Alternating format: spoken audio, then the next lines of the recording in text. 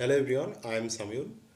आज इस वीडियो में मैं बात करूंगा मैट्रिक्स चैप्टर के बारे में, जो कि आपको बिल्कुल जो है C S I R NET के लिए लीजिए, GATE, JEST, T I F R, JAM, हर एग्ज़ाम के लिए जो है ये चैप्टर जो है इम्पॉर्टेंट होता है। बेसिक सा चैप्टर है, बहुत ही इजी चैप्टर है।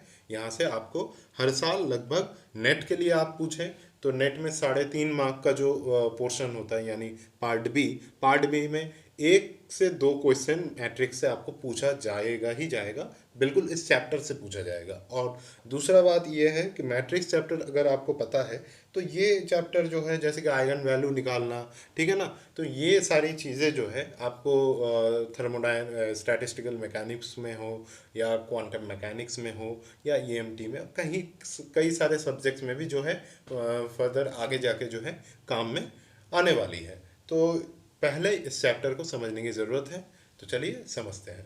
तो इस चैप्टर में आपको पहले मैं दिखा देता हूँ कि इस वीडियो में देखिए लगभग जो है सारी टॉपिक मैंने कवर करने की कोशिश की है, और 48 स्लाइड्स है इस पूरे क्लास के लिए मैंने प्रिपेयर किया है।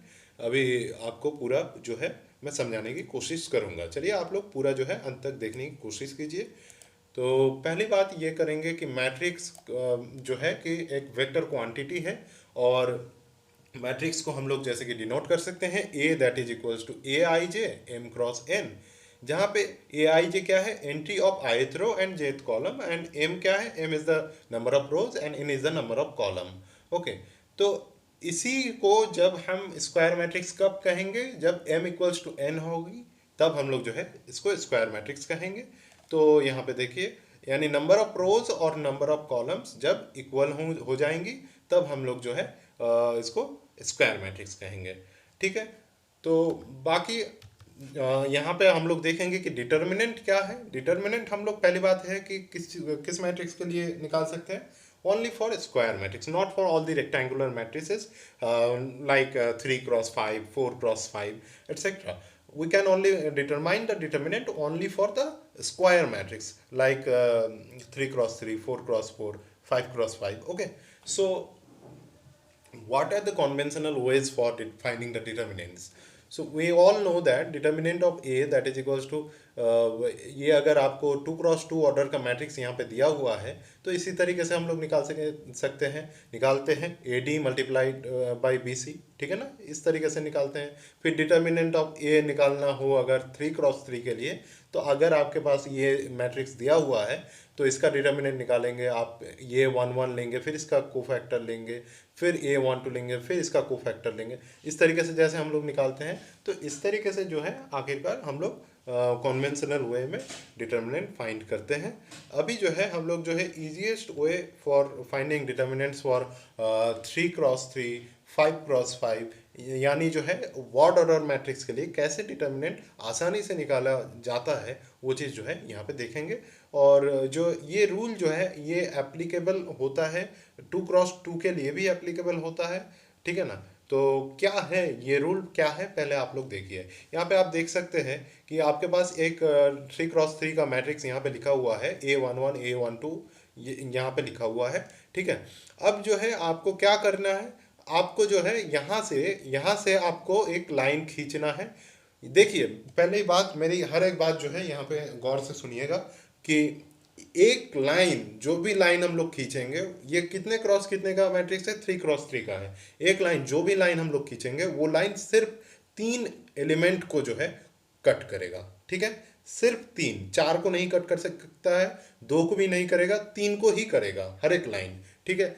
अब देखिए, ये बात पहले मैंने बता दिया। अब देखिए यहाँ से हम लोग जो है शुरू करेंगे। तो A11 A22 A33, एक लाइन हमने यहाँ ड्रॉ किया, ठीक है। फिर दूसरा वाला यहाँ से आया A13 A23, फिर यहाँ से आके यहाँ आया A21 पे। अगर ये इस लाइन को हम लोग यहाँ पे ले जाते तो 4 कंपोनेंट हो जाता, तो वो तो नहीं होगा। तो मैंने पहले ही बता दिया कि एक लाइन जो है 3 एलिमेंट या 3 कंपोनेंट को जो है यहाँ पे कट करेगा। फिर तीसरा वाला A13 यहाँ से आएगा, इस तरीके से जाएगा, ठीक है। तो उसी तरीके से हम लोग यहाँ पे एक माइनस करेंगे, माइनस साइन करके फिर यहाँ पे क्या करेंगे, देखिए यहाँ पे करेंगे बिल्कुल, यहाँ पे किस साइड से शुरू किया था, इस साइड से शुरू किया था, अब इस साइड से शुरू करेंगे, तो इस साइड से शुरू करें तो ये एक आएगा, जैसे कि यहाँ पे A13 ये एक लाइन दे दीजिए, फिर आप यहाँ से ये वाला ले आइए, फिर आप जो दीजिए तीसरा वाला, ये ऐसे इस तरीके से आएगा, ठीक है। तो बिल्कुल आप इस तरीके से यहाँ पे जो दिखाया हुआ है इस तरीके से कर सकते हैं, सिमेट्रिकल वे पे देखिए कि ये चीज़ हो रही है।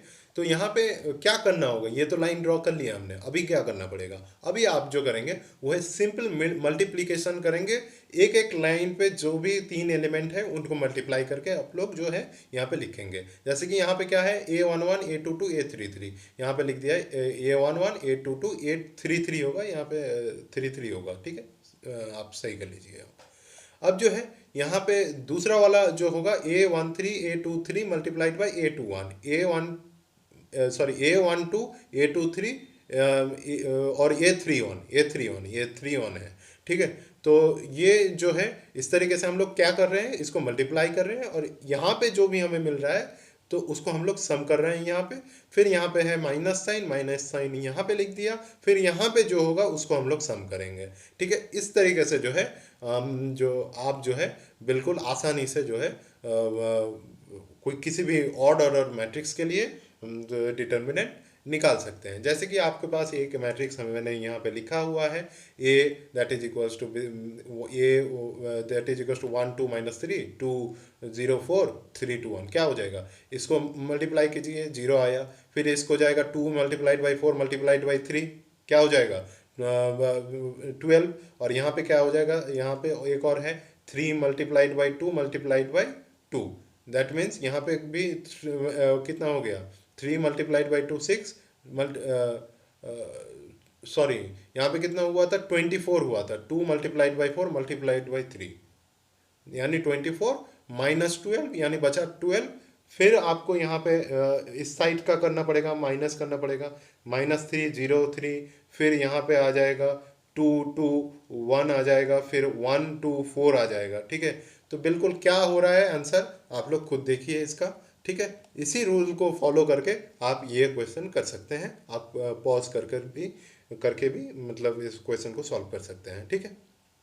तो चलिए आगे देखते हैं, प्रॉपर्टीज ऑफ डिटर्मिनेंट, क्या क्या प्रॉपर्टीज डिटर्मिनेंट के होते हैं। जैसे कि आपके पास एक मैट्रिक्स है A that is equals to A I J N cross N, तो इस मैट्रिक्स के लिए आपका प्रॉपर्टी क्या होगा, डिटर्मिनेंट के लिए क्या होगा कि मान लीजिए कि आपका एक मैट्रिक्स है के ए, डिटर्मिनेंट ऑफ के ए, जहाँ पे के क्या है, के एक स्केलर क्वांटिटी, अगर कोई स्केलर क्वांटिटी से मल्टीप्लाइड है कोई मैट्रिक्स, ठीक है ना, तो इसका क्या हो जाएगा K to the power N determinant of A. मान लीजिए आपके पास एक मैट्रिक्स है जिस 3x3 मैट्रिक्स है, हर एक कंपोनेंट उसका है 1, ठीक है ना, 1 1 1 1 1 1 1 1 1, ठीक है। तो अब इसको अगर आप इस तरीके से सोचें कि इससे कंपोनेंट क्या है, 2 2 2 2 2 2 2 2 2, तीन बार, मतलब दो दो 2 2 2 2 2 2 2 2 2, तो यहाँ पे आपको कितना कॉमन ले सकते हैं, 2 कॉमन ले सकते हैं हर एक रो से, हर एक कॉलम से। तो यहाँ पे आपका बाहर में क्या आ जाएगा, डिटर्मिनेंट 2 टू द पावर 3, क्योंकि 3x3 ऑर्डर का मैट्रिक्स था, 2 to the power 3 determinant of A, determinant of उस मैट्रिक्स का जो भी होगा 1 1 1 1 1 1 1 1 1 उस मैट्रिक्स का आप यहाँ पे लिख देंगे, ठीक है।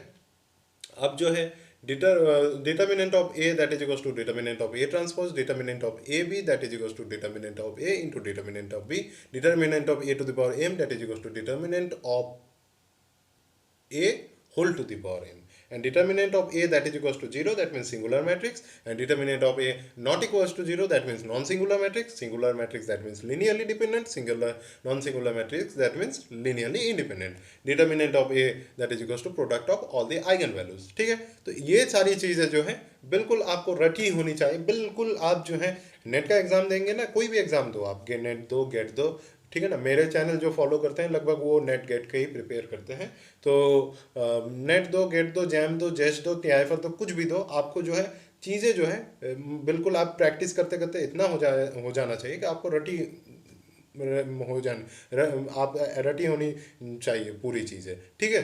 तो बिल्कुल आप कोशिश कीजिए प्रैक्टिस करेंगे तो जरूर हो जाएगा, ठीक है। अब जो है एडजॉइंट ऑफ ए मैट्रिक्स क्या होता है, ट्रांसपोज ऑफ कोफैक्टर मैट्रिक्स। ये चीज़ क्या है, इफ आपके पास एक 2x2 का मैट्रिक्स है, ये तो एडजॉइंट ए क्या हो जाएगा, देखिए एडजॉइंट ए हो जाएगा आपका क्या हो जाएगा, देखिए यहाँ पे कुछ नहीं किया है, इस मैट्रिक्स का इसका जो है कोफैक्टर मैट्रिक्स है, कोफैक्टर मैट्रिक्स है, A11 का कोफैक्टर क्या है, A22 है, A22 यहाँ पे लिख दिया है। और यहाँ पे क्या हो जाएगा, साइन आपको देख कर रखना पड़ेगा, प्लस माइनस माइनस प्लस, पहले साइन लिख दीजिए, उसके बाद जो है आप इंटरचेंज कर दीजिए, ठीक है। बिल्कुल सही, इजी वाला जो बिल्कुल तरीका है। फिर उसके बाद इसका ट्रांसपोज करना पड़ेगा, ट्रांसपोज ऑफ कोफैक्टर मैट्रिक्स।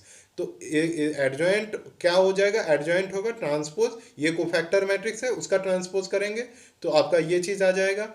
क्या हो रहा है देखिए, पहले मैं आपको एक एक चीज़ जो है एक दिखा देता हूँ यहाँ पे। क्या है कि ए, इसको देखिए A11 है, A22 है, यहाँ पे हम लोग A22 लिख देंगे, इसका plus sign minus minus plus पहले लिख रहे हैं। फिर अब जो है फिर A12 जब होगा तो इसको इसके बदले में हम लोग क्या लिखेंगे, इसके कोफैक्टर क्या है, A21 यहाँ पे लिख देंगे।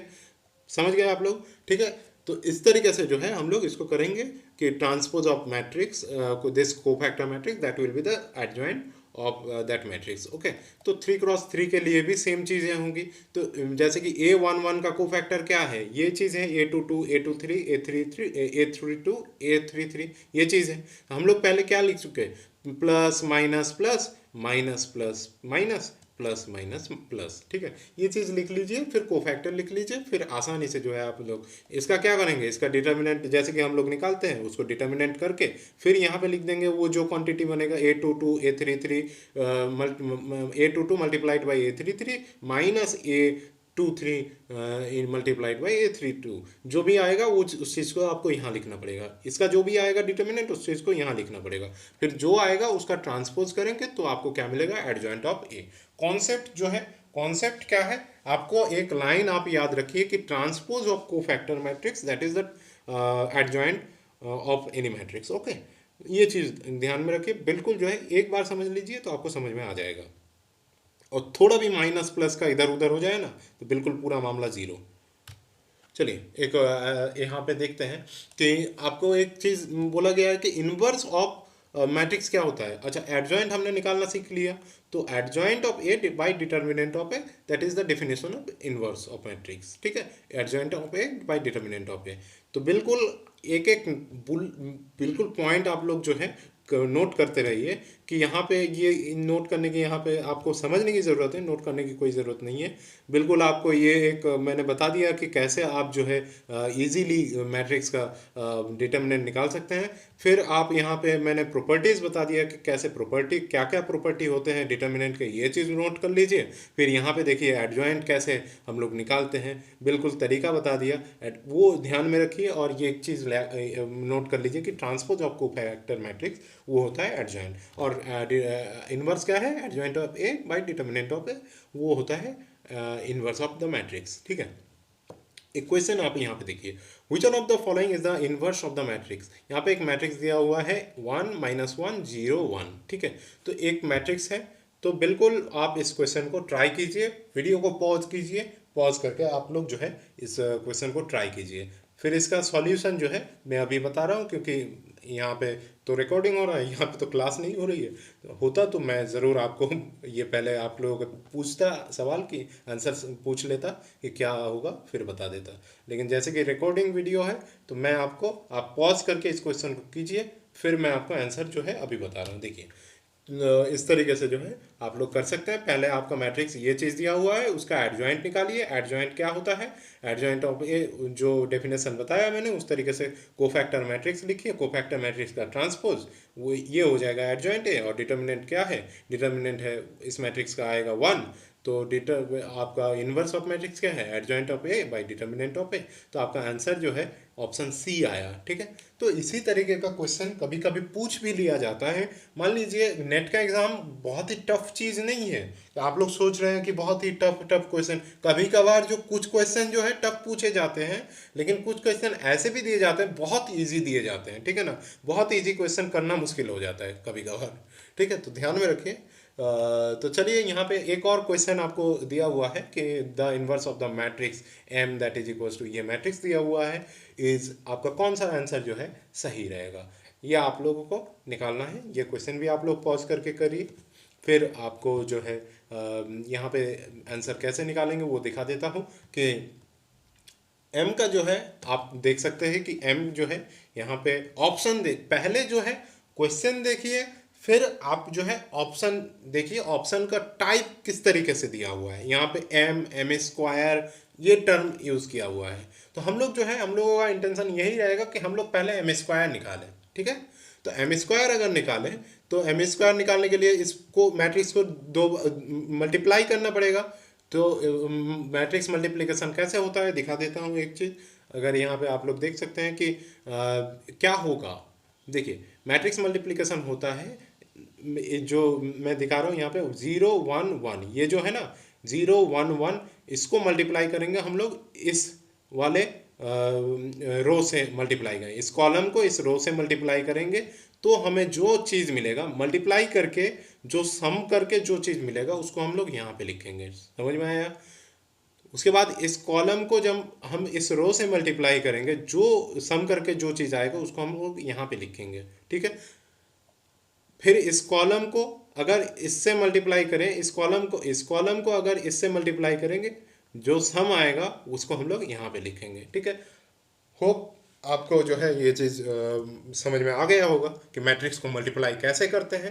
तो एम स्क्वायर पहले हम लोग यहाँ पे निकालेंगे, फिर एम क्यूब निकालेंगे, फिर एम क्यूब निकालने के लिए क्या करेंगे, फिर ये वाला जो आएगा एम क्यूब निकालने के लिए एम स्क्वायर को पहले लिखेंगे, फिर एम को लिखेंगे, ठीक है। तो इस तरीके से हम लोग एम क्यूब निकालेंगे। तो एम क्यूब हमारे पास आया ये वाला चीज़। तो इस वाले चीज़ को आप लोग देख सकते हो कि इस वाले ये वाला जो चीज़ आया हमारे पास, तो इसको हम लोग इस तरीके से लिख सकते हैं। ये चीज़ क्या है, ये है एम, और ये क्या है, आइडेंटिटी मैट्रिक्स है। तो M cube that is equal to M plus I लिख सकते हैं। तो M cube minus M that is equal to I, तो यहाँ से हम लोग जो है एम को कॉमन ले लेंगे, M square minus I that is equal to, यहाँ पे तो 1 नहीं होगा ना, क्योंकि यहाँ पे क्या है, कॉमन लेंगे तो आइडेंटिटी मैट्रिक्स से, यहाँ पे मैट्रिक्स के बारे में बात हो रही है, तो आई 1 मतलब आई, ओके।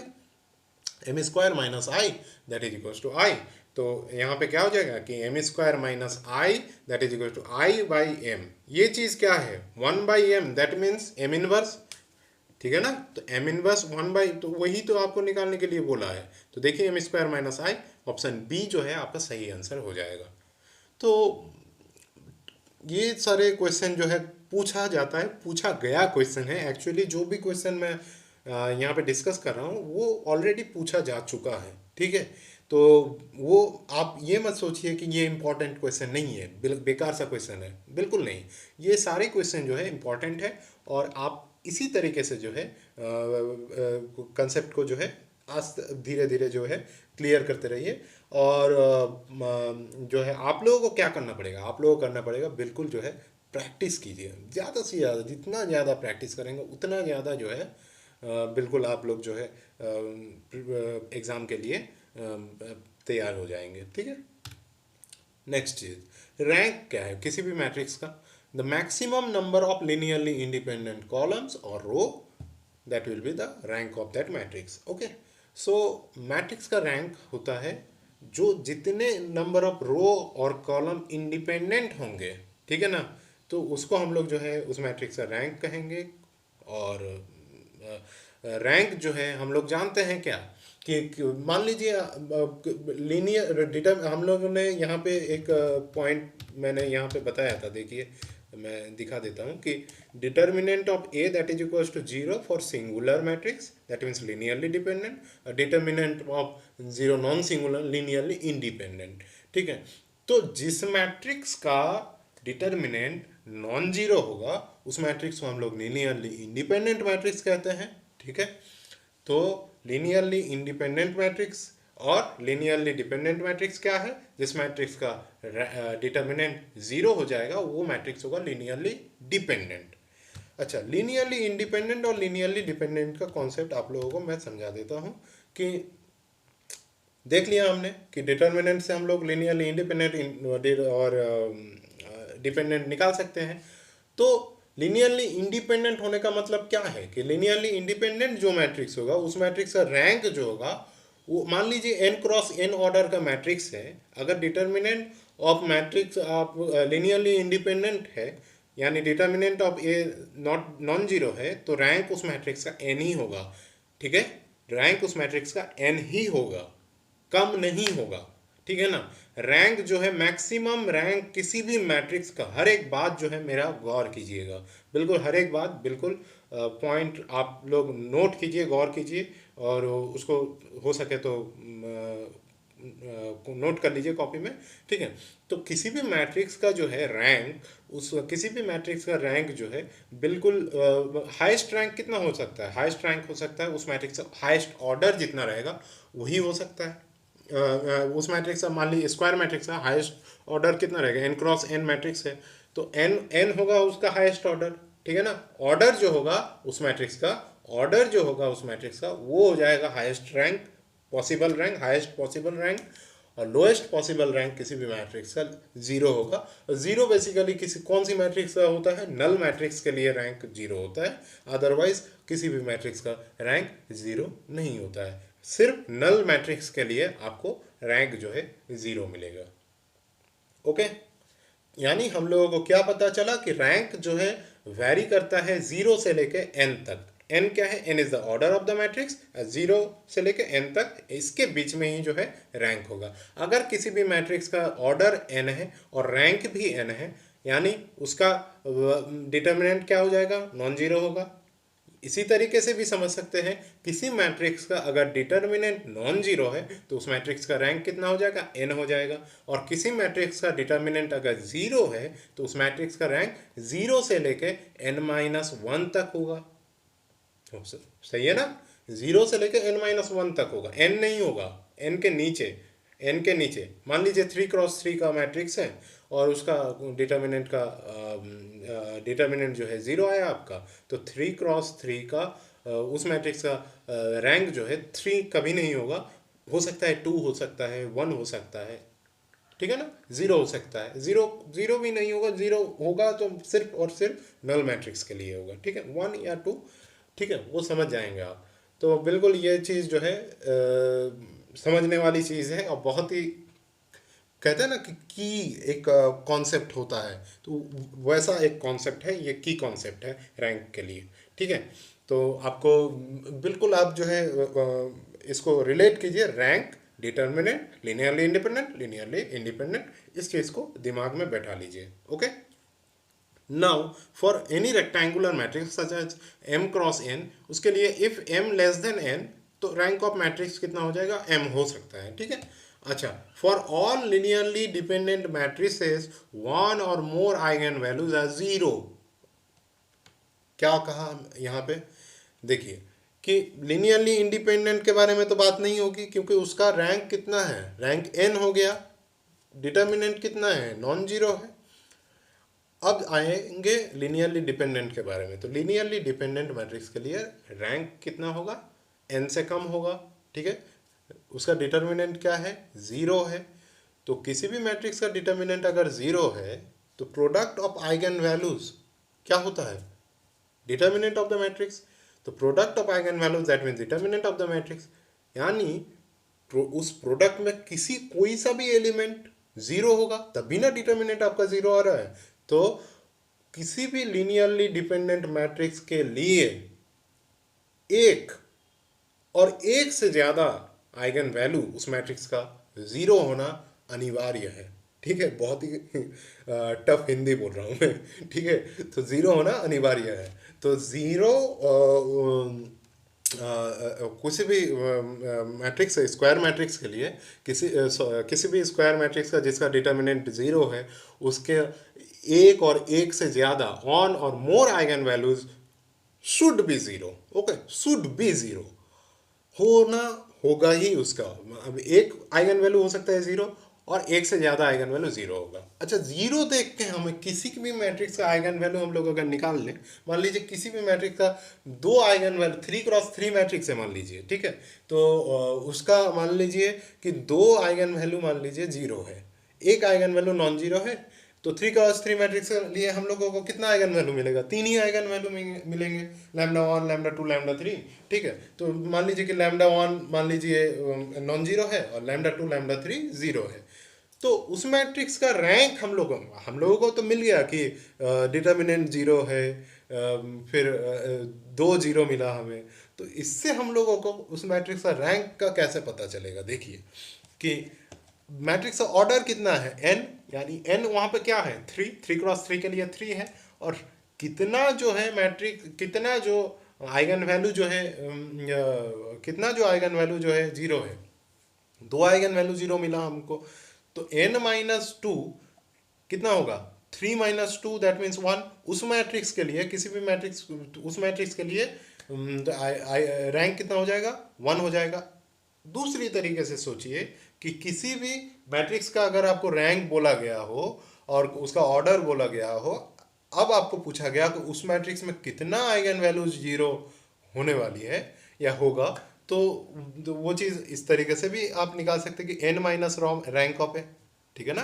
तो एन माइनस रैंक ऑफ है वो होगा आपका number of zero eigen values. Okay, तो बिल्कुल ये चीज़ आपको अगर नहीं समझ में आए तो बिल्कुल बार बार सुनिए, होपफुली आपको समझ में आ जाए। ठीक है, तो चलिए आगे बढ़ते हैं। केले हैमिल्टन थियरम। ओके, अच्छा, ये कॉन्सेप्ट भी बहुत ही बढ़िया कॉन्सेप्ट है। और यहाँ से बिल्कुल मतलब कुछ कुछ चीज़ें, ये सारी चीज़ें जो है ना आइगन वैल्यू निकालने के लिए बिल्कुल बहुत सारे क्वेश्चन पूछे जाते हैं, हर साल पूछे जाते हैं। ठीक है, तो इसी वजह से जो है ये सारे कॉन्सेप्ट भी इम्पोर्टेंट हो जाते हैं। तो क्या है कि आपके पास एक मैट्रिक्स है, if A that is equals to A I J N cross N. A क्या है? स्क्वायर मैट्रिक्स है। Its characteristic equation is lambda to the power N plus A naught lambda to the power N minus one plus A one lambda to the power N minus two plus dot dot dot N A N that is equals to zero. Okay, तो आपका यहाँ पे इसका characteristic equation इस matrix के लिए ये बना। तो इस मैट्रिक्स के लिए अगर लैम्डा के फॉर्म में हम लोग इस तरीके से लिख सकते हैं, तो लैम्डा के जगह पे हम लोग उस मैट्रिक्स का, मान लीजिए कि ए मैट्रिक्स है, तो लैम्डा के जगह हम लोग ए लिख देंगे सिर्फ। ठीक है, तो इसको कन्वर्ट करके हम लोग इस तरीके से लिख सकते हैं। ऐसा ही कुछ है केले हैमिल्टन थ्योरम या केले हैमिल्टन थ्योरम। तो बिल्कुल इसमें उतना जानने की ज़्यादा ज़रूरत नहीं है। क्या चीज़ जानना ज़रूरी है, मैं आपको कैसा क्वेश्चन पूछा जाता है वो चीज़ बता दूंगा। बिल्कुल उतना अंदर जाने की, डीप जाने की ज़रूरत नहीं है यहाँ पे। चलिए अभी देखते हैं कि आइगन वैल्यू और आइगन वेक्टर किसी भी मैट्रिक्स का कैसे निकालेंगे, क्या तरीका होता है, क्या इजीएस्ट वे है, कन्वेंशनल वे क्या है, सब चीज़ जो है डिस्कस करने वाले हैं। ठीक है, तो eigen values are associated with eigen vectors in linear algebra. if a equals to ai j n cross n, then a minus lambda I that is equals to 0, we can get eigenvalues by solving the characteristic equation that is ax that is equals to lambda x। ये जो है conventional way है, conventional definition आपको बता दिया। ठीक है, तो a minus ax that is equals to, आपको कैरेक्टरिस्टिक इक्वेशन क्या है? a minus lambda I, determinant of a minus lambda I should be 0 and we can evaluate the lambda from this equation. Okay, so this is very important thing also. Okay, now x is the column matrix which satisfy the equation. Okay, x is a column matrix which satisfy this equation. Okay, ax that is equals to lambda x, where x is the, what is x? X is the eigenvector. Okay, x is the eigenvector and lambda is the eigenvalue. Now some useful way to find eigenvalues of matrix. तो बिल्कुल इस मतलब मेरे channel में आप लोग देखेंगे matrix में बहुत सारे वीडियोस, इससे पहले भी मैंने दिया है पार्ट पार्ट करके। इस तरीके से पूरा क्लास का मैंने शायद नहीं दिया है, तो ये इस तरीके से डिस्क्राइब करके इतना कुछ मैंने नहीं दिया है शायद। ठीक है, तो ये क्लास अगर आप पूरा करेंगे तो बिल्कुल आपको जो है पूरा क्लास का कॉन्सेप्ट बिल्कुल क्लियर होने वाला है। तो कोशिश आप भी कीजिए, मैं भी कर रहा हूँ समझाने की। तो चलिए शुरू करिए। Lambda square minus trace of A into lambda plus determinant of A that is equals to 0। ठीक है, 2x2 मैट्रिक्स के लिए है। ठीक है, तो ये जो है कैरेक्टरिस्टिक इक्वेशन है, ये कहाँ से आया? ठीक है ना, ये जो है यूज कौन सी चीज को यूज करके आया? ये केले हैमिल्टन थ्योरम को यहाँ पे जो मैंने लिखा है, ठीक है ना, लैम्डा क्या है, lambda to the power n, अगर 2x2 के लिए होगा तो क्या हो जाएगा, lambda square plus a1 lambda to to the power 2 - 1 यानी lambda to the power 1, plus इसके पास एक क्वांटिटी और रहेगा जहाँ पे क्या हो जाएगा, लैम्डा टू द पावर 0 हो जाएगा, lambda square lambda to the power 1 lambda to the power 0, that is equal to, यानी 2x2 के लिए आपका केले हैमिल्टन थ्योरम क्या बोल रहा है कि यहाँ पे सिर्फ 3 क्वांटिटी रहेगा, 3 एलिमेंट रहेगा इस इक्वेशन में। तो वो देखिए 1 2 3, 3x3 के लिए उसी तरीके से 4 एलिमेंट रहेगा, लैम्डा क्यूब, फिर ये एक एलिमेंट है, फिर ये एक एलिमेंट है, फिर ये एक एलिमेंट है, दैट इज इक्वल टू 0। सिर्फ केले हैमिल्टन थ्योरम को हम लोग यूज किए हैं यहाँ पे।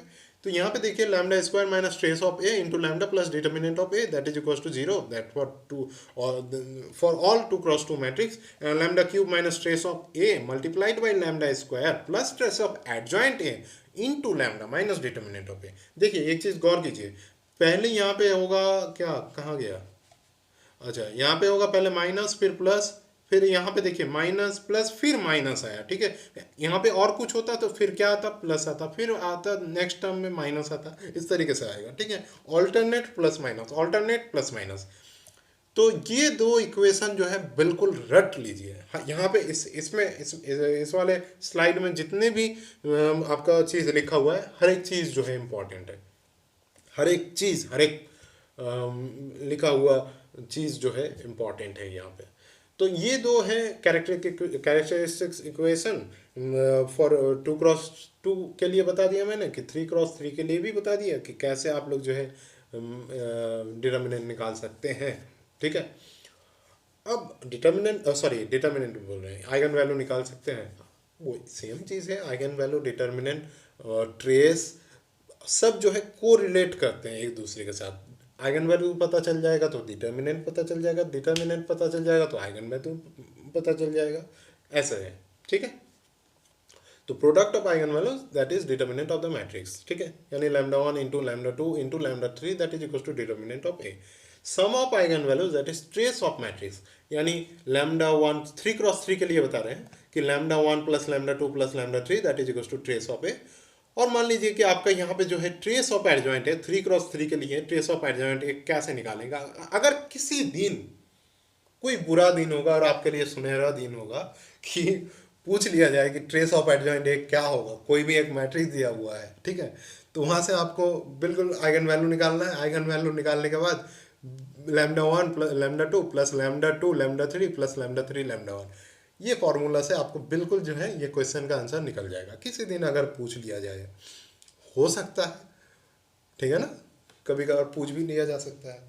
तो बहुत ही आसान सा एक फॉर्मूला है, lambda 1 lambda 2 plus lambda 2 lambda 3 plus lambda 3 lambda 1 करके हम लोग जो है ट्रेस ऑफ एडजॉइंट निकाल सकते हैं।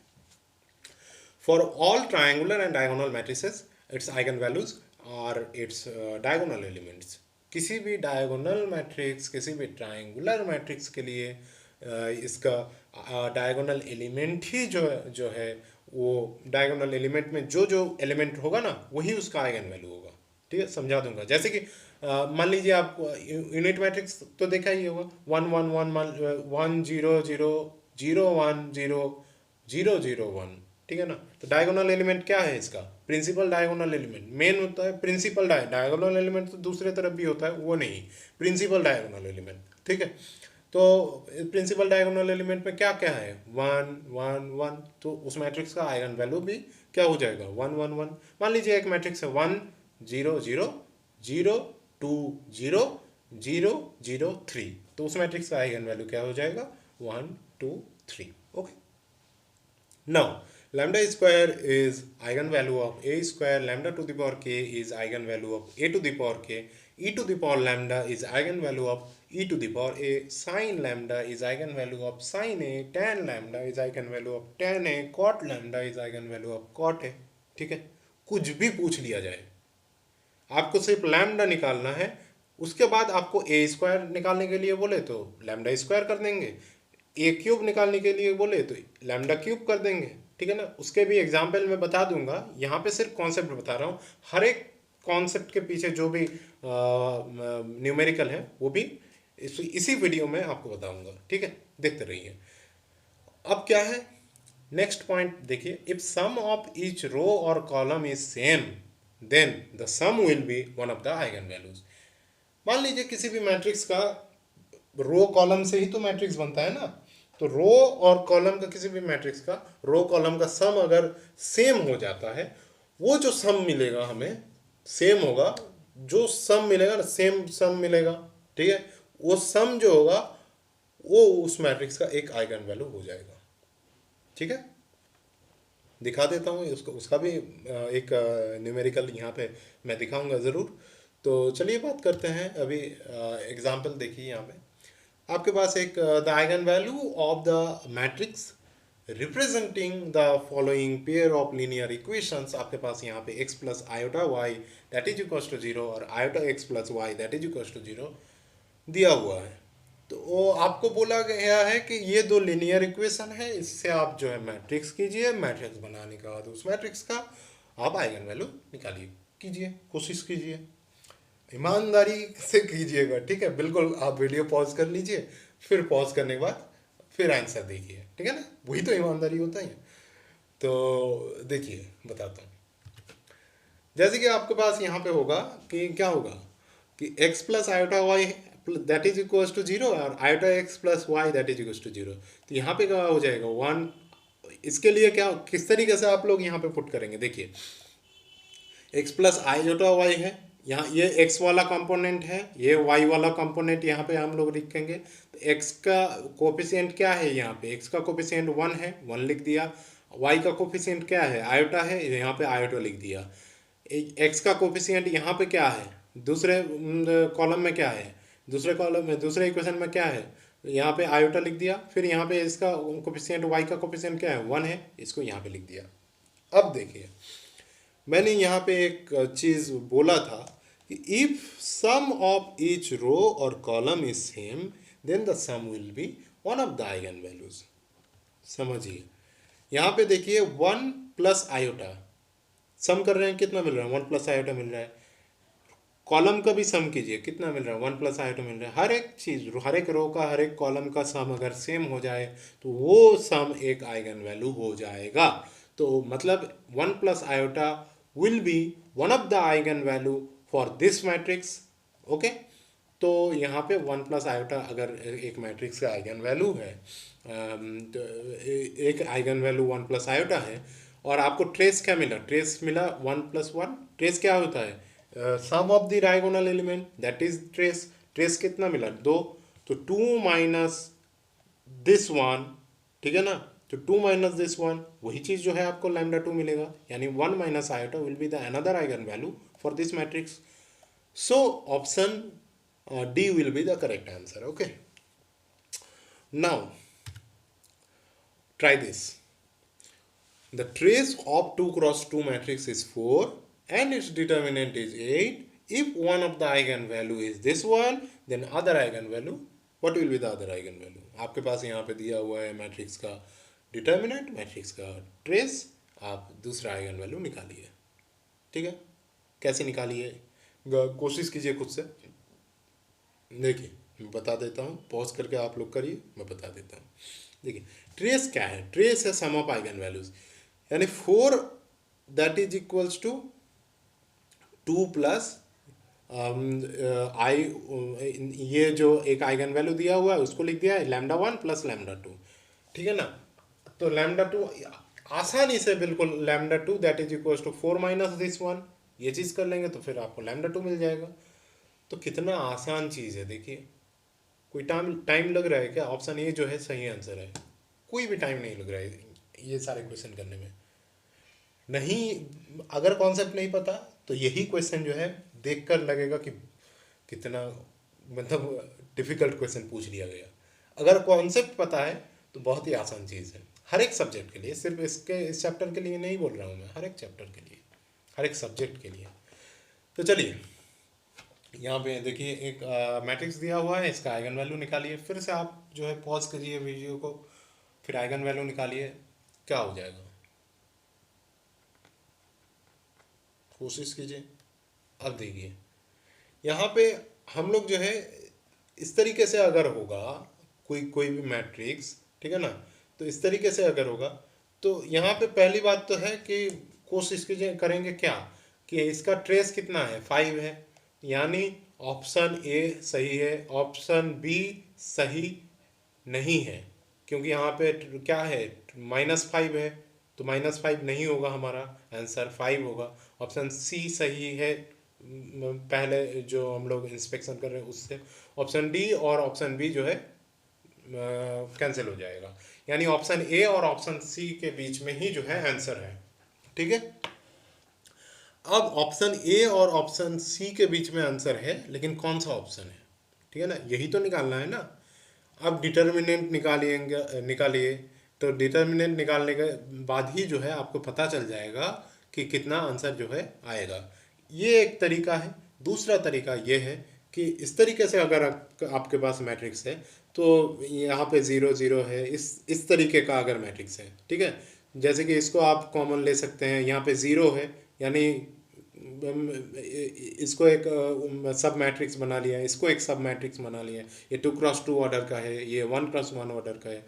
इस मैट्रिक्स का देखिए 2+3 और 2+3, यानी सम कितना है, हर एक रो का कॉलम का 5 है, तो 5 एक आइगन वैल्यू हो जाएगा, और -1 एक आइगन वैल्यू हो जाएगा। ठीक है, और इस मैट्रिक्स के लिए 1 हो जाएगा। तो 5 1 -1 ये भी एक क्या बोलते हैं कि तरीका है इस टाइप के मैट्रिक्स के लिए, पर्टिकुलरली इस टाइप के मैट्रिक्स के लिए जिसका फॉर्म इस तरीके का होगा 0 0, यहाँ पर भी 0 0 और यहाँ पे 1 है।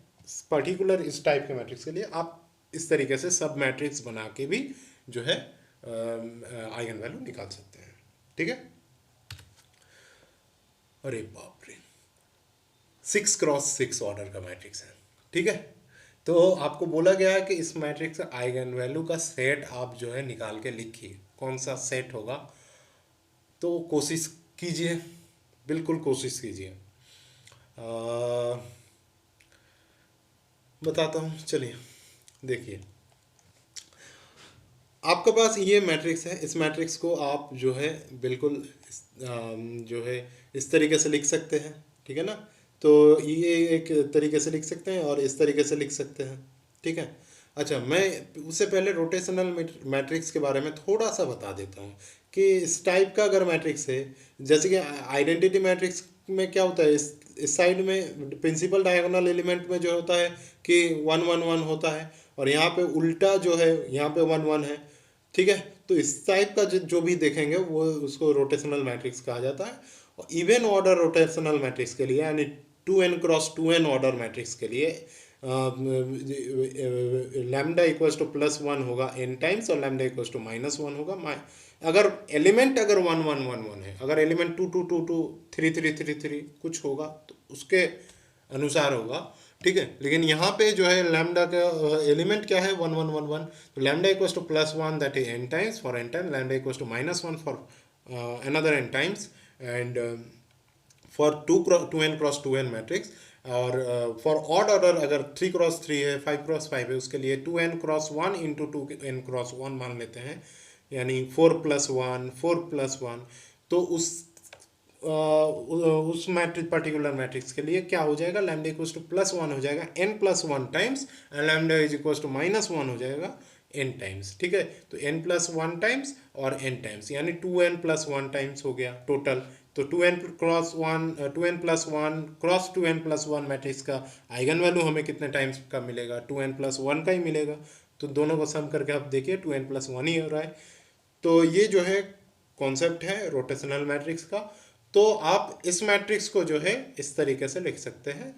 ठीक है, तो इसका जो है ये तो पर्टिकुलरली आइडेंटिटी मैट्रिक्स ही है, उससे 2 से मल्टीप्लाई किया हुआ है, तो इस मैट्रिक्स का आइगन वैल्यू जो है। और एक चीज़, ये तो डायगोनल मैट्रिक्स है। ठीक है ना, हमने क्या बोला था कि डायगोनल मैट्रिक्स, ट्रायंगुलर मैट्रिक्स और डायगोनल मैट्रिक्स का आइगन वैल्यू को क्या होगा, उसका डायगोनल एलिमेंट ही होता है। तो इस मैट्रिक्स के लिए भी इसका डायगोनल एलिमेंट ही जो है जो उसका आइगन वैल्यू हो जाएगा।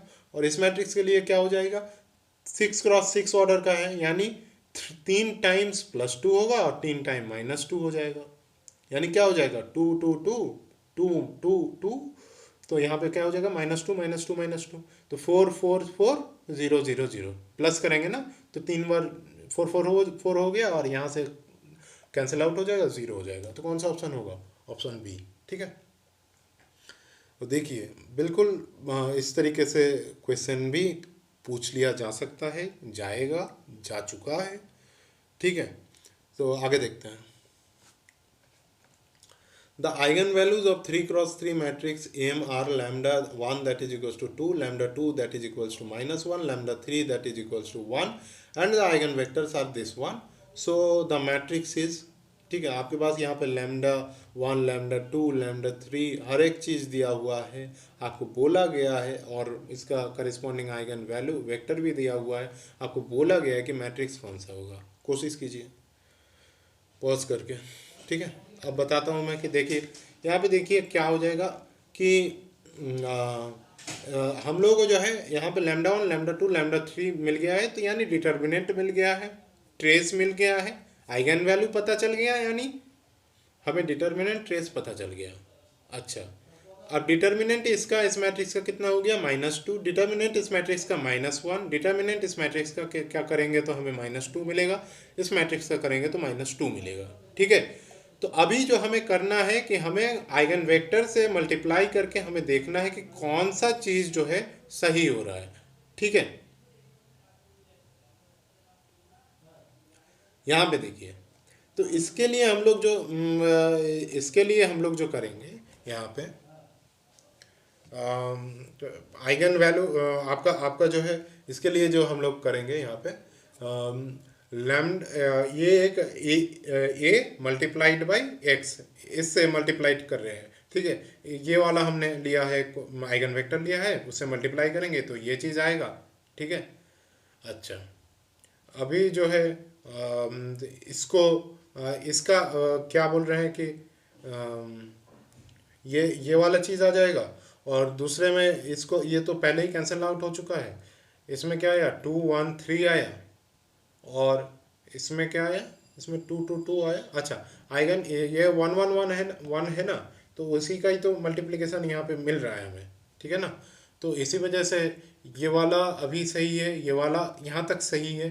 उसके बाद हम लोग यहाँ पे इसको एक और आइगन वेक्टर से चेक कर रहे हैं, तो हमें क्या मिला, ये वाला ऑप्शन भी गलत मिला। ऑप्शन ए जो है सही आंसर हो जाएगा इस मैट्रिक्स के लिए। ठीक है,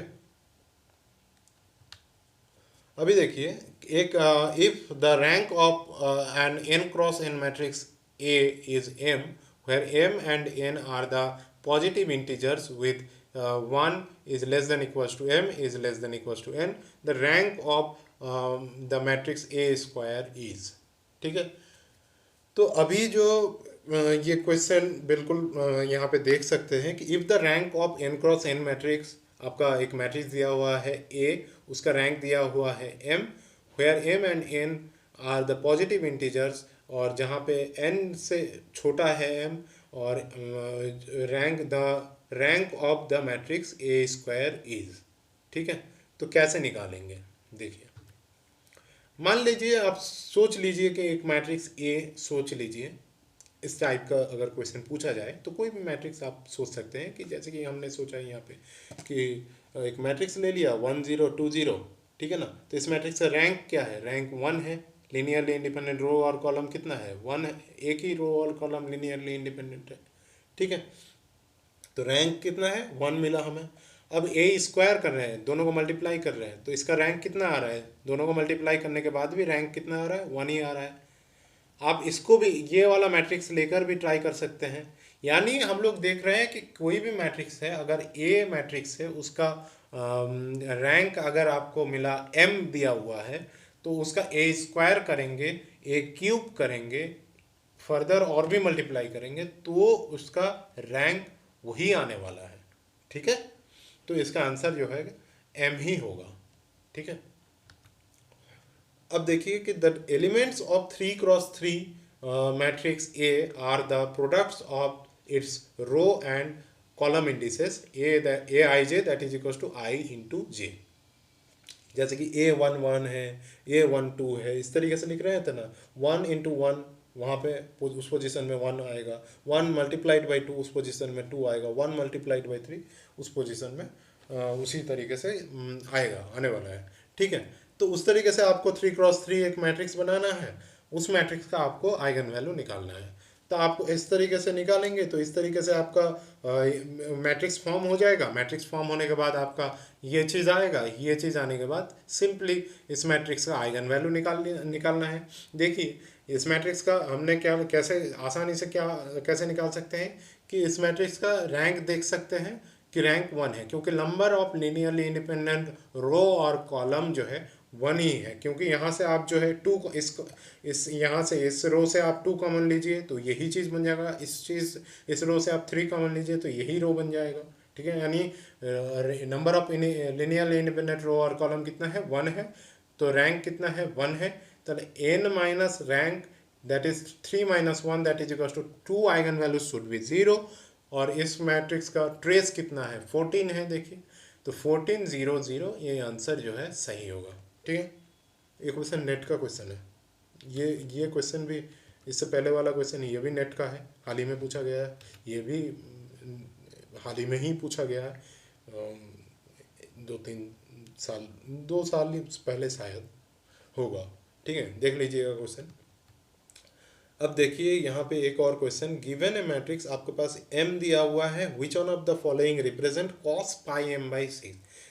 ठीक है, तो बिल्कुल आपका ये क्वेश्चन जो है थोड़ा सा आप कर भी सकते हो, आसानी से भी कर सकते हो, या आप बहुत दिमाग लगाओगे तब भी नहीं होगा, ऐसा भी है।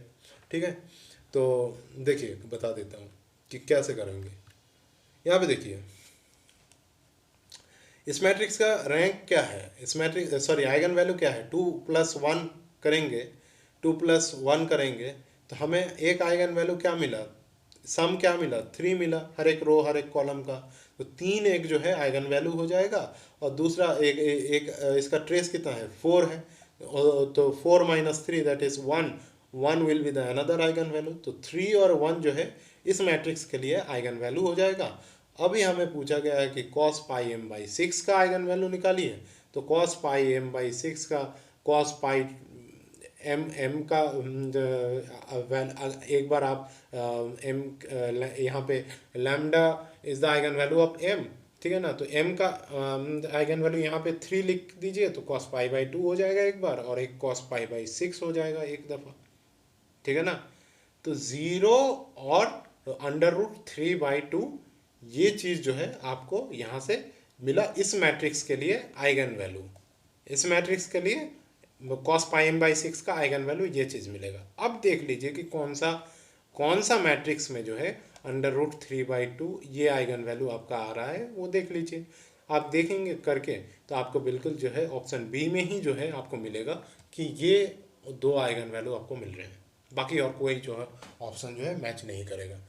और भी तरीका है, और भी तरीके से आप कर सकते हैं। केले हैमिल्टनियन थ्योरम लगा के बहुत घिस पिट के आप निकालेंगे, बहुत ही लंबा तरीका है। उससे आसान तरीका ये है, बिल्कुल आप आइगन वैल्यू देखिए, आइगन वैल्यू cos पाई m/6 का निकाल लीजिए, उसके बाद आपका जो ऑप्शन है उसका ऑप्शन का आइगन वैल्यू निकाल लीजिए, आसानी से हो जाएगा। ठीक है, अब देखिए कि एल्जेब्रिक मल्टीप्लिसिटी और जियोमेट्रिक मल्टीप्लिसिटी के बारे में बात करेंगे। तो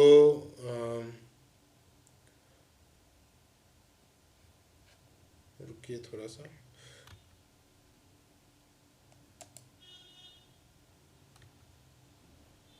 अच्छा okay, algebraic multiplicity and geometric multiplicity. So यहाँ पे देखिए कि एल्जेब्रिक मल्टीप्लिसिटी किसको कहा जाता है और जियोमेट्रिक मल्टीप्लिसिटी किसको कहा जाता है। तो एल्जेब्रिक मल्टीप्लिसिटी इज द यहाँ इस एक मैट्रिक्स दिया हुआ है, ये 3x3 ऑर्डर का, जिसका हर एक एलिमेंट जो है 1 1 1 1 1 1 1 1 1 इस तरीके से है। तो इस मैट्रिक्स का देखिए कि लैम्डा निकालेंगे तो लैम्डा आपका कितना आएगा 300, क्योंकि number of eigen number of linearly independent row और कॉलम कितना है, number of linearly independent row है सिर्फ 1। तो इस मैट्रिक्स का दो आइगन वैल्यूज जो होंगे वो ज़ीरो होंगे, और हर एक रो और कॉलम का सम जैसे कि आप देख सकते हैं कि 3 है, तो 3 एक आइगन वैल्यू है। ठीक है, ये चीज़ समझ समझ के मतलब कीजिए तो बिल्कुल जो है आपके डेप्थ में आ जाएगा, कॉन्सेप्ट क्लियर हो जाएगा। ठीक है, तो लैम्डा इक्वल्स टू 3 के लिए एल्जेब्रिक मल्टीप्लिसिटी कितना होगा, क्योंकि algebraic multiplicity is the number of repetition of each eigenvalue. Okay, the degeneracy और number of repetition of each distinct eigenvalue is called algebraic multiplicity. यहाँ पे जैसे कि 3 eigen value, lambda equals to 3 के लिए algebraic multiplicity है 1। ठीक है ना, और लैम्डा इक्वल्स टू 0 के लिए 2 बार है, इसी वजह से एल्जेब्रिक मल्टीप्लिसिटी है 2। उसी तरीके से जियोमेट्रिक मल्टीप्लिसिटी का डेफिनेशन है, geometric multiplicity that is equals to N that is the rank order of the matrix minus rank of A minus lambda I. A minus lambda I जो matrix मिलेगा उस matrix का rank करेंगे तो हमें GM मिल जाएगा। तो ये कंडीशन है 1 is less than equals to GM is less than equals to M. M equals to GM हो सकता है, लेकिन एम का वैल्यू जीएम का वैल्यू हर वक्त जो है एम के बराबर होगा या एम से कम होगा, और 1 से 1 से जो है ज़्यादा होगा, एक भी हो सकता है। एम इक्वल्स टू जब जीएम होगा तब एक कंडीशन आएगा, तो उसके बारे में बात करेंगे। तो पहले एल्जेब्रिक मल्टीप्लिसिटी क्या है, जियोमेट्रिक मल्टीप्लिसिटी क्या है, ये आप बिल्कुल समझ लीजिए। और यहाँ पे जो है एक क्वेश्चन आप यहाँ पे देखेंगे कि जैसे कि वही क्वेश्चन है लैम्डा इक्वल्स टू 300, फिर आप यहाँ पे लैम्डा इक्वल्स टू 3 के लिए एल्जेब्रिक मल्टीप्लिसिटी आपका निकला ये, तो इसके लिए आपका जीएम कैसे निकालेंगे। ठीक है ना, तो जीएम निकालने के लिए आपका क्या करना पड़ेगा, ए माइनस लैम्डा आई मैट्रिक्स फॉर्म करना पड़ेगा। ठीक है, तो वो मैट्रिक्स ये वाला आया, तो उस मैट्रिक्स का आपको रैंक निकालना है। रैंक निकालने का तरीका ये, जैसे कि R3 को आप ट्रांसफ़र कीजिए R1 प्लस R2 प्लस, उस तरीके से जैसे होता है। तो इस मैट्रिक्स का रैंक कितना आया, रैंक आया 2। तो G M that is equals to N minus rank of A minus lambda I that is equals to 1, और ए एम का वैल्यू भी 1 है, तो 1 इक्वल्स टू जी एम।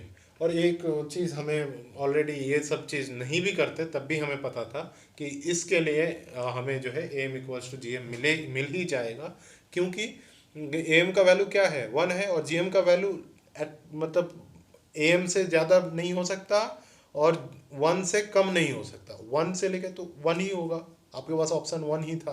तो M equals to G M इसके लिए यहाँ पे हो जाएगा। इसके लिए आप खुद से ट्राई कीजिए क्या हो जाएगा। एम इक्वल्स टू इसके लिए 2 है, जी एम क्या होगा आप खुद से ट्राई कीजिए। ओके, अब जो है सिमिलर मैट्रिक्स का कॉन्सेप्ट क्या है। आपके पास एक मैट्रिक्स है A equals to A I J N cross N is similar to B equals to B I J N cross N. A B दो मैट्रिक्स जो सिमिलर मैट्रिक्स हैं, कब कहेंगे, कैसे कहेंगे, किस पोजीशन में कहेंगे, देखिए there exist a non singular matrix P such that P inverse A P that is equals to B. Okay, एक नॉन सिंगुलर मैट्रिक्स रहेगा P जहाँ पे P inverse A P that is equals to B मिलेगा। तो यहाँ पे देखिए P inverse A P से मल्टीप्लाई किया पहले हमने, लेफ्ट साइड में मल्टीप्लाई किया है, उसी तरीके से ये पी इंटू पी इनवर्स है, तो यहाँ पे इस साइड में रहेगा ए पी और यहाँ पे पी भी रहेगा, A P equals to P B. ये चीज़ जो है हमें मिल जाएगा। तो जाहिर सी बात है कि इसका करेंगे तो लैम्डा टू दी पी का मान लीजिए कि आइगन वैल्यू लैम्डा 1 है, ए का आइगन वैल्यू लैम्डा 2 है, बी का आइगन वैल्यू लैम्डा 3 है। तो lambda 1 inverse into lambda 2 into lambda 1 that is equals to lambda 3। तो यहाँ पे क्या बचेगा, लैम्डा 2 बचेगा, लैम्डा इनवर्स इंटू लैम्डा 1 करेंगे तो वो 1 हो जाएगा। Lambda 2 that is equals to lambda 3 बचा। यानी यहाँ से क्या आ रहा है कि जो ए और बी मैट्रिक्स अगर सिमिलर मैट्रिक्स है तो उस मैट्रिक्स का दो सिमिलर मैट्रिक्स के आइगन वैल्यूज जो है इक्वल होते हैं। ठीक है, सेम आइगन वैल्यू होते हैं। अगर आइगन वैल्यू सेम है उसका मतलब क्या है कि डिटर्मिनेंट भी सेम होंगी। डिटर्मिनेंट सेम है, आइगन वैल्यू सेम है, तो ट्रेस भी जो है उस मैट्रिक्स का सेम होगा। ठीक है, क्लियर। अभी जो है डायगोनाइजेबल मैट्रिक्स एक होता है, तो वो उसका कॉन्सेप्ट क्या है, डायगोनाइजेबल मैट्रिक्स। तो डायगोनाइजेबल मैट्रिक्स वही होता है अगर कोई मैट्रिक्स आपके पास दिया हुआ है A equals to A I जे, वो एक डायगोनल मैट्रिक्स के साथ सिमिलर मैट्रिक्स, मतलब वो जो मैट्रिक्स है डायगोनल मैट्रिक्स के साथ सिमिलर मैट्रिक्स के फॉर्म में होगा, तब उसको डायगोनाइजेबल मैट्रिक्स कहेंगे। तो सिमिलर मैट्रिक्स का हर एक प्रॉपर्टी इस पे फॉलो हो जाएगा। और एक चीज़ यहाँ पे डायगोनाइजेबल मैट्रिक्स का एक कंडीशन आप यहाँ पे याद रखिए, अगर किसी मैट्रिक्स का M equals to G M हो जाता है तो उस मैट्रिक्स, वो जो मैट्रिक्स कहलाता है वो डायगोनाइजेबल मैट्रिक्स कहलाता है। ठीक है, तो if the matrix has different eigen values then the matrix is always diagonalizable. If the matrix has different eigen values then the matrix is always diagonalizable. यहाँ पे आपका ये मैट्रिक्स दिया हुआ है, कौन सा मैट्रिक्स जो है डायगोनाइजेबल होगा कौन सा नहीं होगा आप यहाँ पे देख सकते हैं। ठीक है, जैसे कि ये यहाँ पे दिया हुआ है 1 1 1, हर एक यहाँ पे आइगन वैल्यू जो है सेम है, ठीक है ना, 1 1 1। तो 1 का इसका एम कितना है, एम है इसके लिए आपका जो है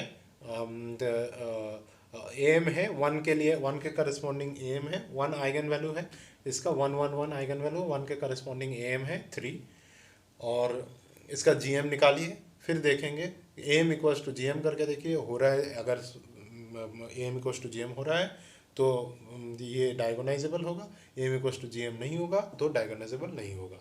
ठीक है, हर एक मैट्रिक्स के लिए आप कोशिश करके देखिए, हो जाएगा। ठीक है, अब स्पेशल टाइप ऑफ मैट्रिक्स जैसे कि आइडेम्पोटेंट मैट्रिक्स, यहाँ पे कुछ डेफिनेशंस है, कुछ चीज़ें हैं जो है वो आपको ध्यान में रखना है। आइडेम्पोटेंट मैट्रिक्स के लिए क्या होता है कि आइडेम्पोटेंट मैट्रिक्स के लिए A square that is equals to A होता है। ठीक है, तो A square equals to A वो होता है आइडेम्पोटेंट मैट्रिक्स का डेफिनेशन है। तो ए स्क्वायर का lambda square equals to lambda लिख सकते हैं, तो lambda into lambda minus 1 that is equals to 0, lambda equals to 0 1, ये दो आइगन वैल्यू, इसका पॉसिबल आइगन वैल्यू 0 1 दोनों में से होगा। तो eigen values of idempotent matrix either 0 और 1 और बोथ, और determinant of idempotent matrix can be 0 or 1, a trace that is equals to rank of for all idempotent matrix। ठीक है, ये चीज़ ध्यान में रखिए। नीलपोटेंट मैट्रिक्स का डेफिनेशन क्या है, a to the power p that is equals to 0। p कोई भी स्केलर जो है क्वांटिटी है, a to the power p that is equals to 0, lambda to the power p equals to 0, lambda equals to 0 कितने times, p times. तो M equals to क्या है, N है, but rank of A is less than N, क्योंकि A to the power P equals to 0 है, 0 is eigenvalue, 0 eigenvalue है, यानी determinant of that matrix should be 0, और determinant 0 है, linearly dependent हो गया, रैंक कभी भी एन के बराबर नहीं होगा। समझ में आया? तो एम तो 0 आएगा, एन आएगा, एम 0 क्योंकि 0 टाइम्स होगा ना, N times N cross N order का मैट्रिक्स है, तो एन टाइम्स जो है आपको मिलेगा क्या, एन टाइम्स आपको 0 मिलेगा। तो एम जो है रैंक ऑफ ए जो है लेस देन एन है, so GM should be less than N. Okay, तो एम कभी भी जीएम के बराबर नहीं होगा, एम कभी भी जो है जीएम के बराबर नहीं होगा। तो एम अगर जीएम के बराबर नहीं होगा तो वो मैट्रिक्स जो है कभी भी डायगोनाइजेबल मैट्रिक्स नहीं होगा, यानी नील पोटेंट मैट्रिक्स जो है कभी डायगोनाइजेबल नहीं होगा। ठीक है, दूसरा देखिए इनवॉल्यूटरी मैट्रिक्स। इनवॉल्यूटरी मैट्रिक्स में A square that is equals to I, that is lambda square, ये डेफिनेशन है, A square equals to I involutory matrix का, यानी lambda square that is equals to 1, lambda equals to plus minus 1 हो सकता है। और symmetric matrix के लिए, सिमेट्रिक के लिए ए इक्वल्स टू ए ट्रांसपोज होगा, जहाँ पे A I J that is equals to ए जे आई, इस तरीके से हो सकता है फॉर ऑल आई जे, यानी A 1 2 that is equals to A 2 1 component. Okay, A 3 1 that is equals to A 3 1 3। Okay, और स्क्यू सिमेट्रिक मैट्रिक्स के लिए क्या हो जाएगा, स्क्यू सिमेट्रिक मैट्रिक्स के लिए A 1 2 that is equals to minus A 2 1। समझ में आया? तो ये हो जाएगा skew symmetric matrix, A that is equals to minus A transpose. तो डेफिनेशन बिल्कुल आसान सा चीज़ है। यहाँ पे देखिए determinant of A that is equals to determinant of this, ठीक है ना, क्योंकि बराबर है। तो यहाँ पे एक -1 स्केलर क्वांटिटी से मल्टीप्लाइड है, तो हम लोगों को पता है डिटर्मिनेंट के प्रॉपर्टी से -1 whole to the power n कर देंगे, ए ट्रांसपोज कर देंगे। तो हमें यहाँ पे क्या मिला, determinant of A -1 whole to the power n into determinant of A that is equal to 0, यानी 2 determinant of A that is equal to 0, determinant of A equal to 0 कब पॉसिबल है, जब n की वैल्यू जो है, जब n की value जो है आपका यहाँ पे ऑड होगा। जब n की वैल्यू ऑड होगी तो n ऑड होगी तो ये चीज़ क्या हो जाएगा, माइनस हो जाएगा, माइनस माइनस प्लस हो जाएगा, प्लस हो जाएगा, तब 2a आ जाएगा, ठीक है ना। Therefore for odd order square symmetric matrix 0 will be an eigen value, ठीक है। किसी भी odd order skew symmetric matrix के लिए आइगन वैल्यू जो है, एक आइगन वैल्यू ज़रूर 0 होगा। और for principal diagonal element I equals to J होता है, A I I that is equals to minus A I I, ठीक है ना। तो 2a I I that is equals to 0, ठीक है। तो A I I that is, यानी यहाँ से एक और चीज़ निकल कर आया कि किसी भी स्क्यू सिमेट्रिक मैट्रिक्स के लिए या एंटी सिमेट्रिक मैट्रिक्स के लिए डायगोनल एलिमेंट उस मैट्रिक्स के लिए 0 होगा। Diagonal element for skew symmetric matrix are 0। तो दो चीज़ें सामने निकल के आई कि odd order matrix skew symmetric matrix के लिए एक या एक से ज़्यादा आइगन वैल्यू 0 हो सकते हैं, और दूसरा चीज़ ये है कि किसी भी स्क्यू सिमेट्रिक मैट्रिक्स का डायगोनल एलिमेंट जो है 0 होगा। कैसे आ रहा है दिखा दिया मैंने। अभी यहाँ पे देखिए hermitian matrix, A equals to A dagger. Dagger क्या चीज़ है, ड्रैगर कुछ बिल्कुल बहुत मतलब बिल्कुल डिफिकल्ट चीज़ नहीं है। कॉन्जुगेट का ट्रांसपोज करेंगे या ट्रांसपोज का कॉन्जुगेट करेंगे, ठीक है। बस यही चीज़ जो है ए ड्रैगर है, ये कॉन्जुगेट कर देंगे उसके बाद ट्रांसपोज करेंगे। या कॉन्जुगेसी क्या क्या करना पड़ता है, आपके पास अगर कोई मतलब कॉन्जुगेट का किस चीज़ का होता है कि आपके पास अगर रियल नंबर है उसका तो कुछ नहीं होगा। कॉम्प्लेक्स अगर हो, मान लीजिए आयोटा है, वहाँ पे हम लोग कर देंगे माइनस आयोटा। 2 आयोटा है, वहाँ पे -2 आयोटा कर देंगे। -2 आयोटा रहेगा तो वहाँ पे 2 आयोटा कर देंगे। माइनस को प्लस कर देंगे, प्लस को माइनस कर देंगे कॉम्प्लेक्स में। और रियल में कुछ चेंजेस नहीं आएंगे। 1 रहेगा तो 1 ही होगा, 2 रहेगा तो 2 ही होगा, ठीक है। उसका कंजुगेट वही होता है, ठीक है। अभी जो है यहाँ पे देखिए बिल्कुल यहाँ पे क्या होता है कि ए I J that is equal to ए जे आई करते हैं, ट्रांसपोज कर दिया, उसके बाद कंजुगेट कर रहे हैं, ठीक है। तो for diagonal element A I I that is equal to A I I conjugate, तो A I I minus A I conjugate वही सेम चीज़ यहाँ पे भी लगा रहे हैं। तो A I I belongs to real number for all I, ठीक है। यानी diagonal elements of Hermitian matrices are real numbers. तो diagonal element for skew symmetric matrix हमें क्या मिला, 0। Diagonal element for hermitian matrix हमें क्या मिला, real number. As A equals to A dagger that means A transpose conjugate कुछ भी जो भी है, और lambda equals to lambda transpose A transpose का भी आइगन वैल्यू लैम्डा ही होगा, ठीक है ना। ए और ए ट्रांसपोज का आइगन वैल्यू लैम्डा ही होगा। और यहाँ पे lambda that is equals to lambda conjugate हो जाएगा क्योंकि सिर्फ कॉन्जुगेट ही रहेगा। तो only possible if and only lambda belongs to real number, क्योंकि लैम्डा इक्वल्स टू लैम्डा अगर यहाँ पे आइगन वैल्यू आपका 2i है तो लैम्डा कॉन्जुगेट क्या हो जाएगा, -2i होगा। तो वो इक्वल उसके उस वक्त जो है lambda equals to lambda conjugate नहीं होगा। कब पॉसिबल है, जब लैम्डा रियल नंबर होगा, ठीक है ना। लैम्डा का वैल्यू मान लीजिए 2 है तो उसका कंजुगेट भी करेंगे तो 2 ही आएगा, ठीक है। तो eigen values of hermitian matrix are real number. Every real symmetric matrix are hermitian. Every real symmetric matrix are hermitian. उसी तरीके से यहाँ पे स्क्यू सिमेट्रिक मैट्रिक्स में स्क्यू में क्या हो रहा है, देख रहे हैं कि स्क्यू सिमेट्रिक में स्क्यू हर्मिशियन में क्या हो रहा है। यहाँ पे सिमेट्रिक में क्या है, A equals to A transpose, skew में क्या है, A equals to minus A transpose. यहाँ पे देखिए हर्मिशियन में क्या है, A equals to A dagger, इसके हर्मिशियन में A equals to minus A dagger, और कुछ चेंजेस नहीं है, ठीक है। बिल्कुल डेफिनेशन वही है, ए आई आई फिर यहाँ पे वही आएगा। तो यहाँ से आप देख सकते हैं कि एक चीज़ निकल के आया कि डायगोनल एलिमेंट जो है किसी भी स्क्यू हर्मिशियन मैट्रिक्स के लिए डायगोनल एलिमेंट 0 और प्योरली इमेजिनरी होगा, क्योंकि A I I that is equal to minus A I I conjugate. तो इसको इस तरफ ले आइएगा तो ये आई आई प्लस ये आई आई कॉन्जुगेट हो जाएगा इक्वल्स टू जीरो। ये कब पॉसिबल है? ये कब पॉसिबल है? ये पॉसिबल तब है जब ए आई आई जो है अगर जीरो है, या ए आई आई जब होगा इमेजिनरी होगा तभी पॉसिबल होगा, क्योंकि जीरो प्लस जीरो हो सकता है जीरो, या कब हो जाएगा two I plus minus two I हो जाएगा, कंजुगेट करेंगे तो माइनस टू आई हो जाएगा, तब ही जीरो हो सकता है। यानी प्योरली इमेजिनरी और जीरो अगर है तभी ये कंडीशन जो है सेटिस्फाई होगा। यानी यहाँ से एक बात निकल के आ रहा है कि all the diagonal elements the diagonal entries either zero or purely imaginary for skew Hermitian matrix, whereas for Hermitian matrix all the diagonal entries should be real number.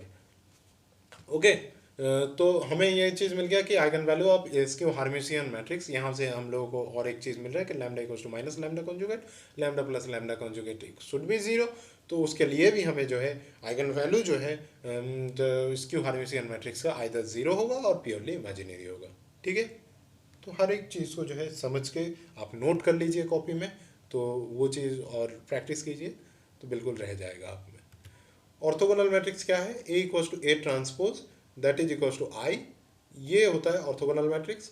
A equals to A transpose in that is equals to I, और इस तरीके से भी A transpose A that is also I, यही orthogonal matrix का definition है।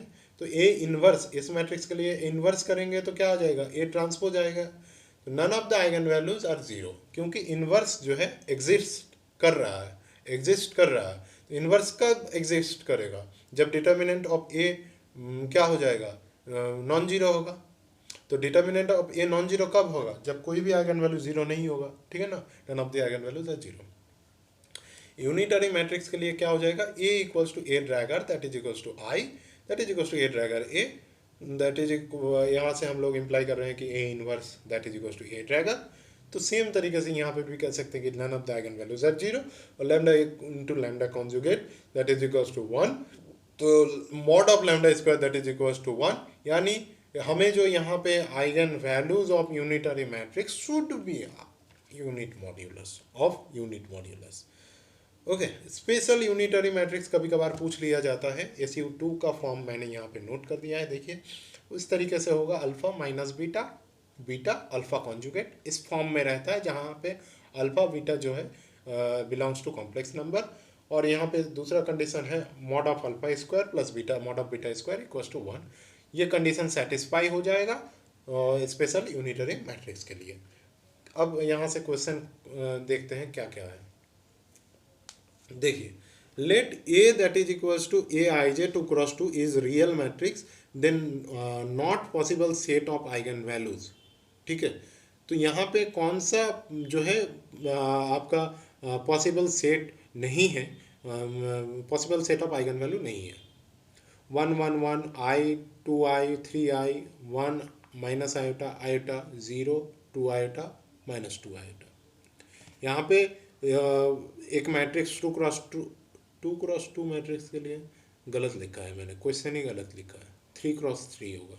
ठीक है, तो पहले ही क्वेश्चन ही गलत है, 3 क्रॉस 3 होगा 3 क्रॉस 3 मैट्रिक्स के लिए। तो यहाँ पे देखिए कि 3 क्रॉस 3 मैट्रिक्स का कोई एक 3 क्रॉस 3 मैट्रिक्स है, उसके लिए ये आइगन वैल्यू हो सकता है। और यहाँ पे देखिए 1 माइनस आयोटा आयोटा एक है, और एक क्या है 0 2 iota minus 2 iota, possible set of eigen value. तो यहाँ पे possible set of eigen value यहाँ पे आप देख सकते हैं कि कौन सा नहीं होगा, ये वाला नहीं होगा, क्योंकि हर एक जो वो है वो इसका डिटर्मिनेंट भी जो है आपका कितना आएगा, इमेजिनरी कॉम्प्लेक्स नंबर में आएगा। ठीक है, और इसका ट्रेस भी कॉम्प्लेक्स नंबर में है, वो पॉसिबल नहीं है एक मैट्रिक्स के लिए। इसी वजह से ये सेट जो है कम्प्लीटली इम्पॉसिबल सेट है।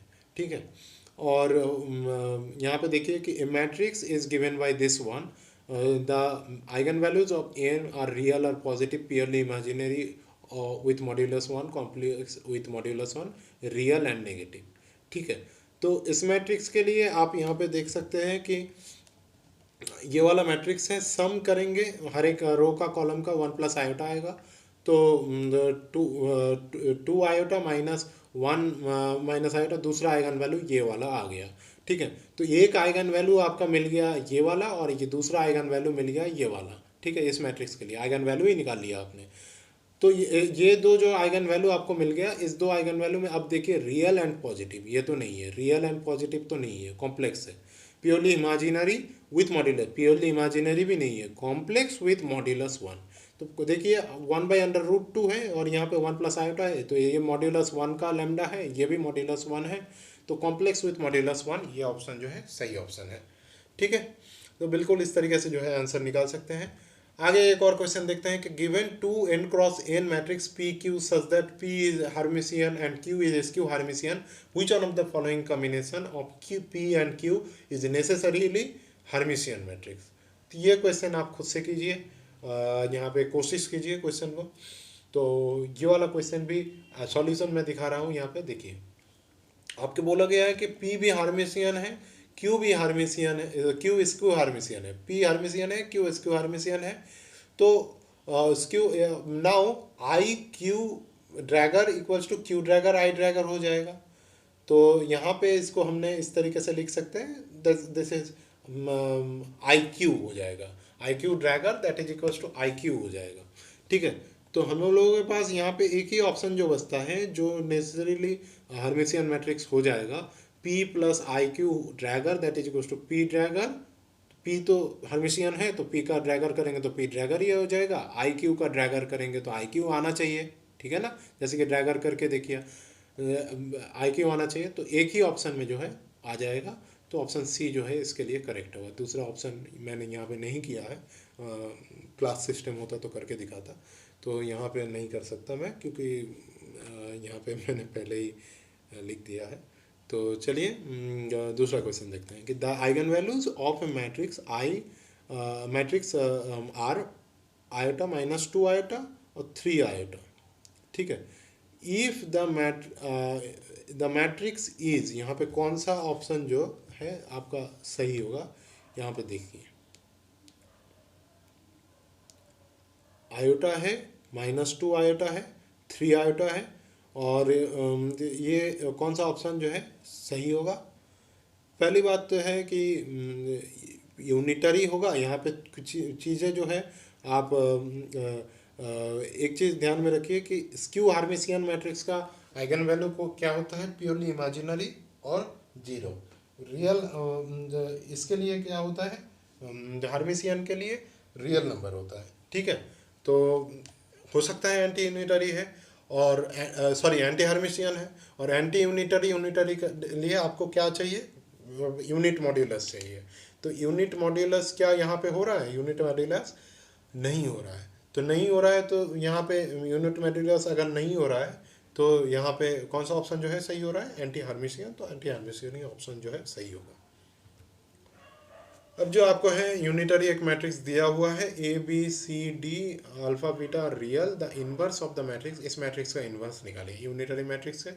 तो इनवर्स इस मैट्रिक्स का क्या से निकालेंगे, हम लोगों को पता है A dagger that is equals to I होता है। तो अब यूनिटरी मैट्रिक्स के लिए हमें इनवर्स मैट्रिक्स क्या होता है, A inverse that is equals to A dagger. तो इस मैट्रिक्स का सिंपली आपको ड्रैगर मैट्रिक्स निकालना है। तो अगर ए ड्रैगर निकाल लेंगे तो आपको जो है सिंपली जो है यूनिटरी मैट्रिक्स उस मैट्रिक्स का मिल जाएगा। तो यहाँ पे देख लीजिए ऑप्शन कौन सा सही रहेगा। ऑप्शन मुझे लग रहा है कि ऑप्शन बी जो है, नहीं ऑप्शन डी जो है सही आंसर है। ठीक है, सिंपली कुछ नहीं करना है, बिल्कुल इसका ड्रैगर निकालना है। इस ये जो मैट्रिक्स दिया है उस मैट्रिक्स का ड्रैगर निकाल लीजिए, हार्मिशियन मैट्रिक्स निकाल लीजिए उसका, तो फिर आपको मिल जाएगा। ठीक है, कंसीडर दिस 2x2 मैट्रिक्स, ये एक दिया हुआ है, what is a to the power 27। इस टाइप का भी क्वेश्चन पूछ लिया जाता है कभी कभी। हाँ, तो कुछ नहीं है, इसमें क्या करना होता है, तो इसमें आपको जो है पीरियोडिसिटी चेक करना पड़ता है। तो ए स्क्वायर करके देखा, ए स्क्वायर में आपका आया इस तरीके का फॉर्म आ रहा है 12601, A to the power 3 A cube करके देखा 13901 आ रहा है। तो एक पैटर्न आप यहाँ पे देख सकते हैं कि ए स्क्वायर कर रहे हैं तो 13 स्क्वायर, ये 13 स्क्वायर क्यों, तो ये 13 मल्टीप्लाइड बाई 2 है। ठीक है ना, 13 मल्टीप्लाइड बाई 2 है। जो और यहाँ पे क्या है 1 है, ये 13 मल्टीप्लाइड बाई 3 है, ये क्यूब कर रहे हैं। ए टू द पावर 4 करेंगे तो 13 मल्टीप्लाइड बाई 4 आएगा। ए टू द पावर 27 कर रहे हैं तो 27 मल्टीप्लाइड बाई 13 आएगा। तो वो करके आपका कौन सा आ रहा है 10351 1। यहाँ पे देखिए ऑप्शन रहेगा एक, ऑप्शन डी वो सही होगा। इस तरीके से पीरियोडिसिटी पैटर्न कुछ आपको निकाल मतलब चेक करना पड़ता है इस टाइप के क्वेश्चन में, तो हो जाता है, उसका आंसर निकल जाता है, आता है ये इस टाइप का क्वेश्चन। एक देखिए question, which one of the following matrix is an element of ACU2। तो ACU2 मैट्रिक्स का दिखा दिया था मैंने यहाँ पे आपको कि ACU2 मैट्रिक्स का एक दिखा दिया था, कहाँ गया क्वेश्चन, अच्छा ACU2 मैट्रिक्स दिखा दिया था। ACU2 मैट्रिक्स का फॉर्म ऐसा होता है कि alpha minus beta, beta alpha conjugate, और उस ACU2 मैट्रिक्स का कंडीशन ये होता है कि alpha is mod of alpha square plus mod of beta square that is equals to 1, इस तरीके का होता है, ठीक है ना। तो अभी इस मैट्रिक्स के लिए भी जो है ACU2 मैट्रिक्स के लिए ये ऑप्शन जो है, मतलब ACU2 मैट्रिक्स का फॉर्म ये होता है। तो ये फॉर्म कहाँ पे सेटिस्फाई हो रहा है देख लीजिए, बस और कुछ करना ही नहीं है। तो ऑप्शन बी में ही जो है सेटिस्फाई हो रहा है और कहीं भी नहीं सेटिस्फाई हो रहा है। तो ये ऑप्शन बी जो है बिल्कुल सही आंसर है। बिल्कुल थोड़ा बहुत मतलब अगर आपको कुछ कुछ पॉइंट अगर पता हो जाए, कभी कभार ये क्वेश्चन पूछ लिया जाए, अगर आपको ये फॉर्म याद रहे तो बिल्कुल कितना टाइम का क्वेश्चन है, कुछ भी टाइम नहीं लगेगा आपको। नेट का एग्ज़ाम में जो है आपको मतलब कितना आप जानते हैं, कैसे आपको आंसर निकालता है ये चीज़, जो बिल्कुल पूरा आंसर कैसे निकालते हैं ये उतना नहीं चाहिए, ठीक है। आपको मतलब सही से कितना कम टाइम में आप उसको पहचान सकते हैं, ऑप्शन पहचान सकते हैं कौन सा ऑप्शन सही है, वो आपको आना चाहिए, ठीक है।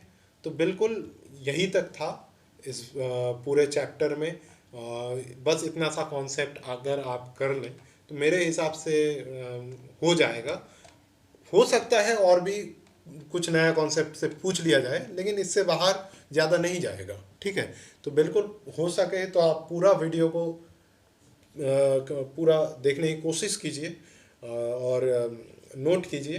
तो हो सकेगा तो मैं और भी इसी तरीके से कुछ नए नए जो चैप्टर है, नए चैप्टर नहीं और भी चैप्टर है, नए तो नहीं है सभी पुराने हैं, ठीक है। तो और भी चैप्टर होगा तो मैं हो सकेगा तो मैं इस तरीके से वीडियो बना के अपलोड कर दूंगा। तो चलिए फिर नेक्स्ट वीडियो में मुलाकात हो जाएगी। तो तब तक के लिए बाय, थैंक्स फॉर वॉचिंग।